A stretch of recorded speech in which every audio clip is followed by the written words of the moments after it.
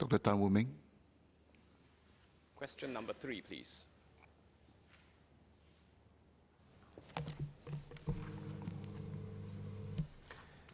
Mr. Speaker, LTA requires developers to conduct transport impact assessments to identify the impact of new developments and redevelopments on the surrounding road network and recommend mitigating measures.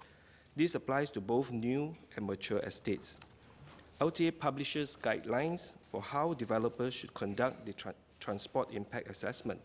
First, developers should establish the baseline traffic demand before the development is built by carrying out a traffic survey.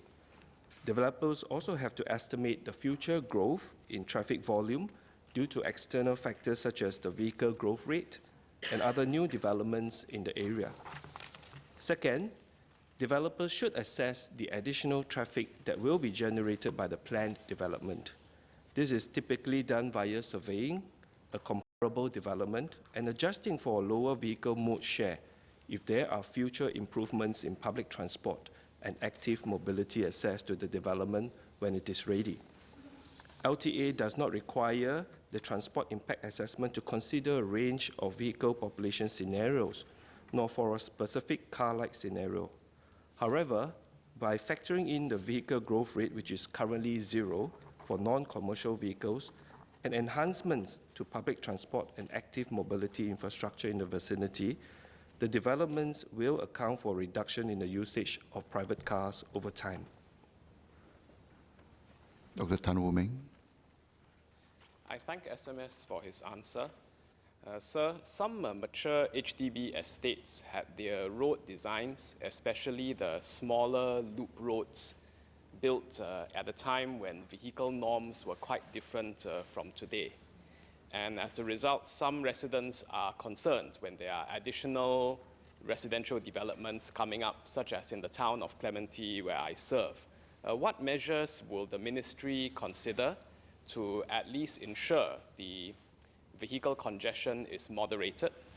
And secondly, what measures will the ministry consider to minimize potential risks to elderly pedestrians arising from increased vehicle numbers? I'd like to thank Dr. Tan Woo Ming for the 2 supplementary questions. LTA does take into account relevant factors such as new developments and road size when making traffic impact assessment.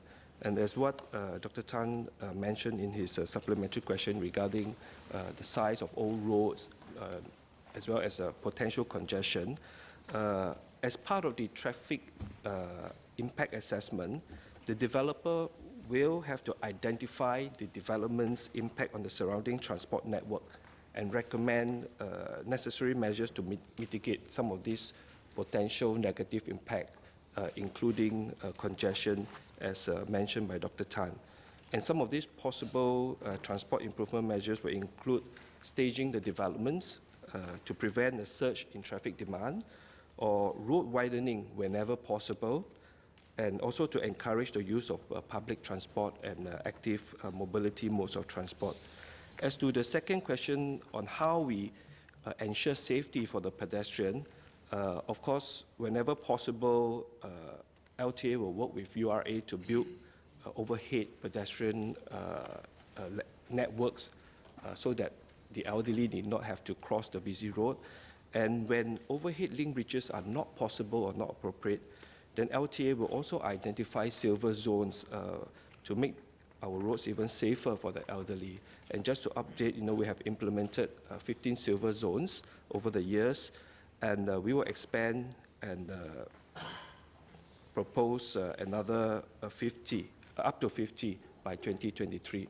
And I'm happy to work with Dr. Tan on all the possible plans to make the road safer for his residents in Clementi.